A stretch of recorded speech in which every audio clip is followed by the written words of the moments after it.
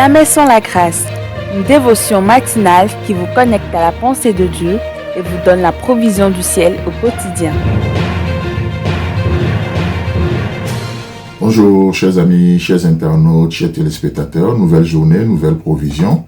Bienvenue dans cette toute première dévotion de cette semaine. Que Dieu vous bénisse. Grande est notre joie de vous savoir encore nombreux dans cette émission après une semaine de rediffusion. Merci pour vos prières, merci pour tous vos soutiens aussi pour cette émission Jamais sans la grâce. Et ce matin, avant même d'aller plus loin, j'aimerais juste au-delà des têtes incliner nos cœurs devant Sa Majesté, le Roi des Rois. Précieux Jésus, ce matin nous te donnons toute la gloire, toute la place. Merci pour qui tu es.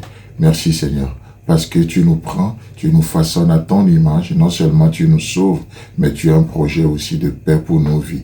C'est celui de nous amener de plus en plus à la ressemblance de ton Fils Jésus-Christ. Gloire, honneur à toi. Aujourd'hui, merci d'ajouter une pierre à l'édifice, à cet édifice encore dans nos vies. Merci Jésus. Amen. Alors, chers amis, chers internautes, j'aimerais lire un passage, une histoire très intéressante des Saintes Écritures avec nous ce matin. Cette histoire, nous la trouvons dans Jean chapitre 5. Là, au verset 8, il est écrit « Lève-toi, lui dit Jésus, prends ton lit et marche. » Amen.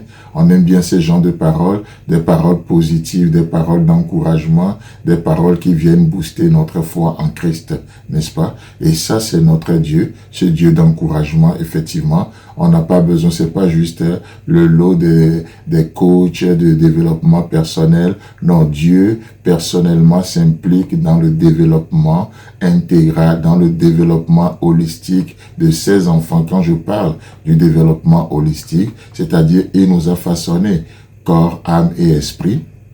Alors Dieu s'intéresse aussi à nous, esprit, âme et corps, et il veut que nous prospérions à tous égards, c'est-à-dire esprit, l'âme et le corps, comme prospère également notre vie avec lui, n'est-ce pas? Et là, Dieu nous parle ce matin, comme il parle à ce paralytique, parce qu'effectivement, dans ce contexte de Jean chapitre 5, il est question d'un paralytique. Ce paralytique qui était devant la piscine de Bethesda, n'est-ce pas? Pendant combien d'années? Pendant 38 ans. Pendant 38 ans, ce dernier traînait avec ce mal. Ce dernier ne faisait que du surplace, alors que Dieu nous dit qu'il a préparé des bonnes œuvres d'avance pour chacun d'entre nous, afin que nous les pratiquions. Ce dernier, ce paralytique, ne peut pas avancer dans les bonnes œuvres, que ça soit physiquement ou spirituellement. Il était focalisé que sur son mal. Il était devant cette piscine de Bethesda pendant 38 ans.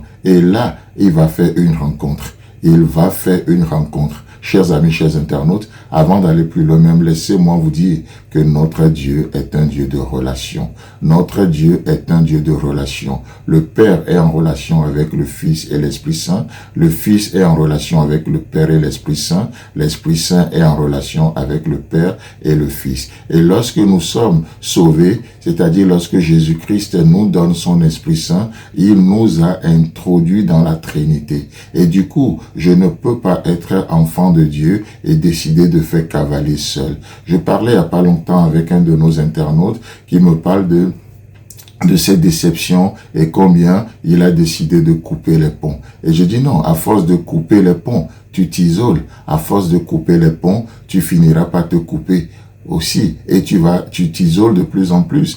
Oui, bien sûr, il y a des ponts qui nous demandent de couper, mais laissez-moi vous dire aussi qu'il y a des ponts que Dieu nous appelle à construire. Pourquoi? Parce que notre Dieu est un Dieu de relation. Et ce jour-là, où cette paralytique en question va faire cette rencontre avec Jésus-Christ, non seulement sa journée va changer, mais toute sa vie changera. N'est-ce pas merveilleux ça? De voir une seule relation, un seul contact qui va tout changer. Waouh! Et ça, c'est notre Dieu. Et c'est celui que nous servons, c'est celui qui nous a tant aimés, un Dieu de relation. Alors que cette journée s'ouvre à nous aujourd'hui, mon désir, c'est que Dieu vous mette, ma prière, c'est que Dieu nous mette en contact avec les bonnes personnes pour les bons objectifs. Que Dieu ouvre les portes, les écluses des cieux, qu'il fasse de de ses relations, nos relations, que ses adresses, que son carnet d'adresses devient le nôtre. C'est une façon de parler. C'est-à-dire que Dieu nous mette en relation avec les bonnes personnes. Les gens qui craignent l'Éternel, les gens au travers de qui l'Éternel va vous faire du bien aujourd'hui. Notre Dieu est un Dieu de relation. C'est pour ça que lorsqu'il nous a sauvés, il nous a placés dans un corps. Pourquoi? Pour une relation vivante. Non seulement avec lui, mais aussi les uns avec les autres. Que Dieu vous bénisse. Si vous avez aimé cette émission, parlez-en à vos amis.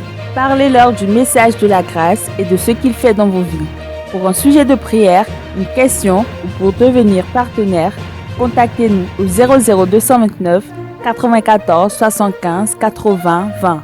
Que Dieu vous bénisse et à la prochaine. En attendant, pensez avec Dieu.